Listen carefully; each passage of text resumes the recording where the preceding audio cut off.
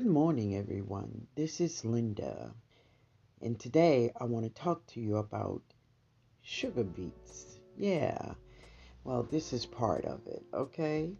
So I had to do this voiceover because it is very, very windy out here. Yeah, and then someone began to fix their fence, so yeah. But these are my sugar beets, and they are beautiful. So, if you have never heard me talk about these sugar beets, this is my very first time growing them, and I am excited to taste them. I've learned a lot about the sugar beets since I start growing them. Now, these seeds I dropped back in December of 2021. Yeah, December 20th is when I dropped the seeds to these beets. Now, it is said that these beets will come to maturity within 90 to 100 days.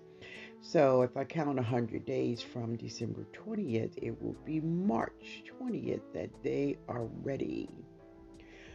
But they didn't say, when they start counting. So I'm going to give them an extra 15 days. But yeah, I do want to taste them.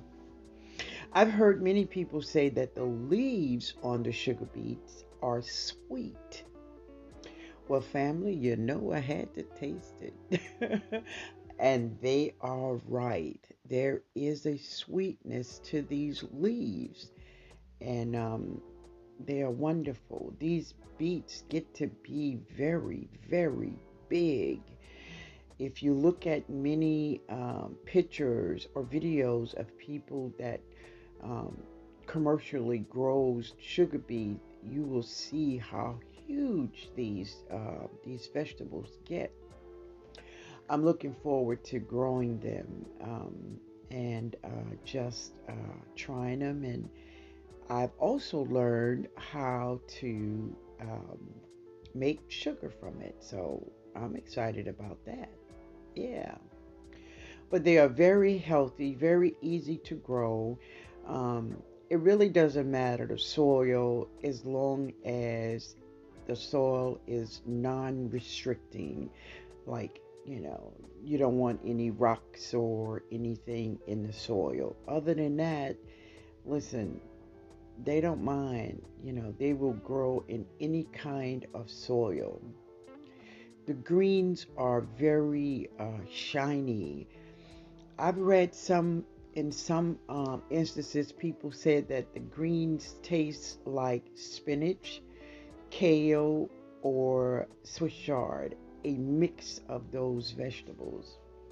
So yeah, when I do harvest, I will harvest some of the leaves and I will try them in a stir fry, or I may try them just to cook them like I would cook my collard greens. But I'm gonna try. I'm gonna try. I'm gonna try to eat them as many ways as possible. I have tasted those leaves. I've done that, and I'm looking forward to tasting the actual beet.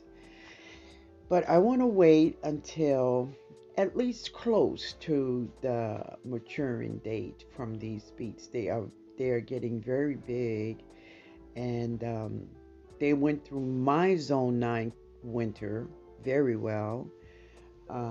Yeah, they did really good. But I'm excited about them, and I cannot wait to taste them. Yes. So I learned of these beets from my nephew, of course, turf therapy. When he went to Germany, he saw this strange vegetable in mounds, and he investigated and he shared what he saw with me. Yeah, and I thank you. I thank you so much. I'm excited. But anyway, guys, let's get on. I'm going to share with you just what else is growing here in my Zone 9 garden. All right, guys. So this is one of my my large containers over here, yeah. And I have beans in here. I have, so this here is three of them. They're fava beans. Now they look kind of shabby.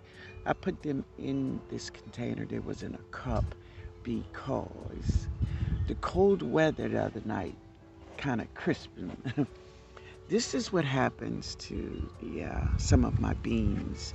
That cold weather, look at that. But what I did, now I'm just trying to save them, is I taken off the bad leaves. And you see there's a lot. They are still alive in there. So I took off the bad leaf and just see if they will survive, which I think they will. I dropped more seeds. I have some, these are jade beans. I also have, here's my jade beans here. And I dropped some of these purple teepees. They are the cutest, huh? So this is a bush, these are like bush beans, right? And so they are gonna grow here in this container. I have fava beans in here. And of course we have some onion, and this is a garlic. And I have some more over here too. So I'm just hoping, that they will be fine, I think so. I think they'll be good. But anyway, I'm still dropping seeds, y'all. I'm still dropping seeds. All right, guys, so I'm gonna make like a 3 bamboo stick teepee, and I'm gonna put it in this container. Sorry about my shadow, all that good stuff, but we're outside. So I'm gonna put it together and then I'm gonna share it with you. Okay? Give me a second. All right, y'all, the wind picked up again. So this is my 3 bamboo sticks in this container. Now, these bamboo sticks are 6 feet tall, and I purchased them from Lowe's. You could buy them from Lowe's. I think Home Depot sell them too, but I purchased mine from Lowe's. Yeah, last season, right? But they're gonna work out just fine. So with every pack that I put in this container, I'm gonna put one seed by each one of the poles. So I'm gonna put some sweet peas, the flower. This is the flower, y'all. The dragon egg cucumber. Yeah. And this little pot is going to be for Jody's mother-in-law. We call her Peaches. Yes. This is some sweet peas, blue steamers. They are beautiful. Yeah. So we're going to drop that in there. Also, the butterfly pea that I couldn't think of the name the other night, but thank you all. Everybody had me now. Also, I'm going to put some white wonder cucumbers in there. And this is another one from Lowe's. Yeah.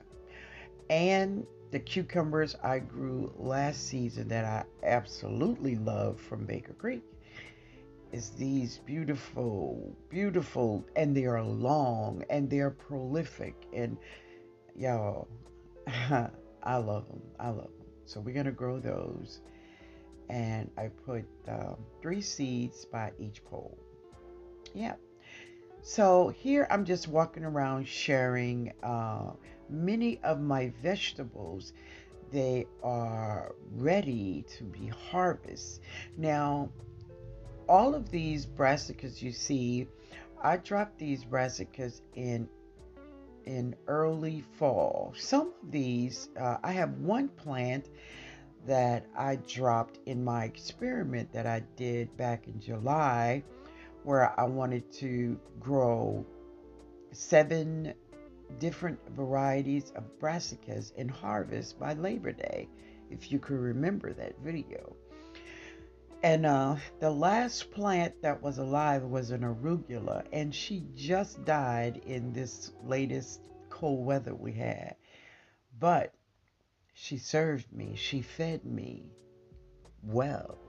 Yes, so many of my kohlrabis, I counted about three kohlrabis. Um, it's not ready yet. The other ones, yes, I can harvest them and they are ready. But this is my onions. Yep, these are Texas onions that I'm growing here in Louisiana. But they're doing good. They love it. They love it. And of course, this was a gift to me from my niece and nephew, Chris and Cheryl, of Back to Our Roots Homestead. And they are getting really big. These are my potatoes I dropped with you all. And this is that 50-gallon bag from the Dollar Tree.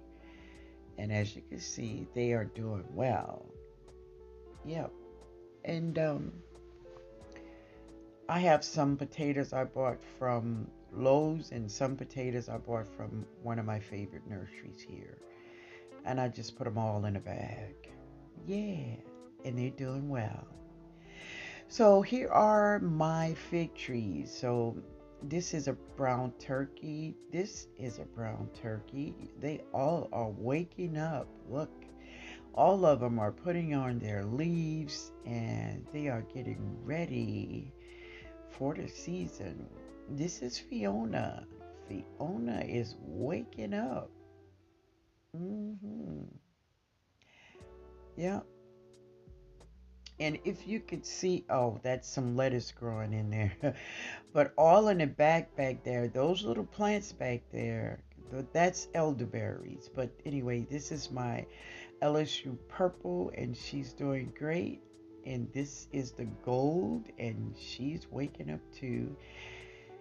Yeah.